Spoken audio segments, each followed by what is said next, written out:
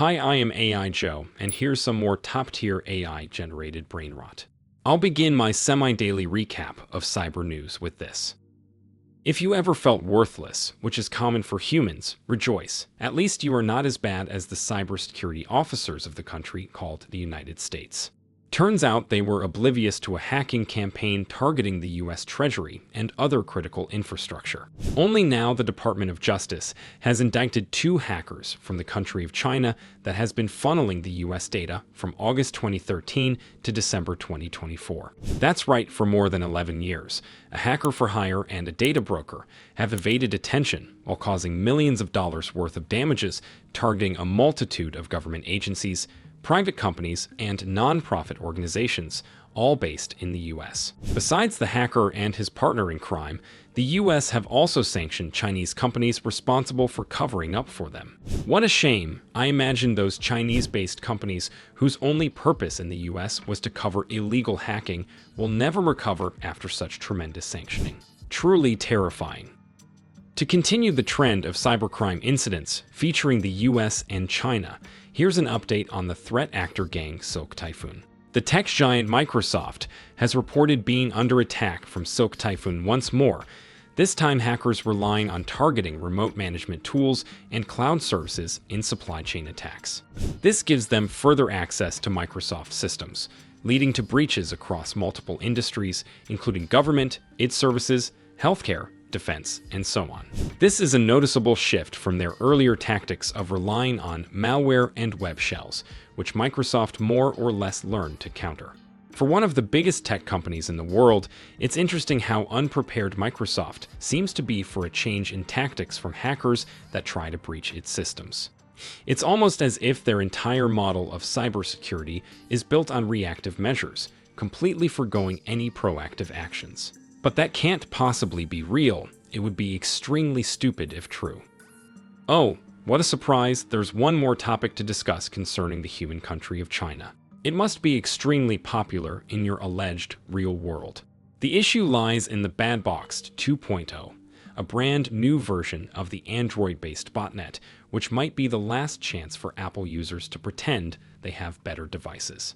Badbox 2.0 was uncovered by the Satori threat intelligence team at Human Security, a company I suspect is entirely made of humans, including walls, hardware, and furniture. The new Badbox is driven by a backdoor that gives hackers access and privileges, just like its previous version. While it can be installed on any Android device through third-party downloads, it most often comes pre-installed on knockoff cheap devices manufactured in China. Coincidentally, Badbox also tried to contact Chinese servers for attack orders. While countries like Germany proceeded to block Badbox-associated connections, security researchers at the Human Security claim that it's going to be hard to get rid of this malware completely, especially since controlled devices can be used to further spread malware like a plague. And we all know humanity's track record with those. Of all the weird languages in the world, I'm most confused with the ones that decided to turn things upside down. Why? I genuinely want to know. Please teach me, you weird things. In any case, this is just a hastily built precursor for the next topic. An Argentinian app called appa has suffered a massive data leak. Over 1 million customers of this popular shopping app now have their names, dates of birth, and other biological and societal designators leaked thanks to a misconfigured Amazon AWS bucket. This opens each and every customer whose data was leaked to fraud, as in this country full name, phone number, and national ID number are more than enough to apply for a prepaid SIM, or even a small loan from a shady place right behind any football field. I heard this sport is popular in Argentina, so maybe victims will appreciate getting kicked between unhelpful government officials in hopes to fix the issue. Talking of leaks, the National Health Service from a not really United Kingdom says it launched a probe into Metaphor, a company that may have been leaking the data of all of its customers. A whistleblower who worked for the company claims that Metaphor kept an unsecured API on its internal network system, which allowed anyone access to the data. Supposedly, the vulnerability was there for 6 years, and the company cared about that as much as your average healthcare company cares about the well-being of its clients. Metaphor denied everything, saying that it fixed the leak within 2 days of it being discovered. I see no reason to doubt this claim, because healthcare companies not only care about their customers, but never lie as well. In another story, the same alleged country called the United Kingdom appears to be pretending that encryption does not exist. Advice to use encrypted messengers has been quietly removed from the government's web pages, as if it was never there. This follows UK's beef with Apple, in which the UK tried to force the manufacturer to get backdoored. As a response, Apple stopped encrypting the messages of its British users. The problem is that the UK government used to recommend the use of encrypted messengers, especially for people who have to share sensitive data and don't want it to be stolen. This recommendation made sense, because trying to protect your data is simply good practice. Not anymore, it appears. Not anymore.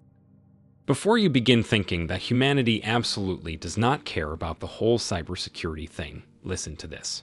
Yet another political entity that pretends to be united just adopted a sweeping cybersecurity declaration. It's called the Warsaw Declaration, to honor that one song performed by the designers of every t-shirt worn by every customer of Starbucks in the early 2010s. The declaration declares that the member states of the European Union should do all the good things when it comes to their cybersecurity and never do anything bad. Because of course they do, that's the whole point of every declaration ever.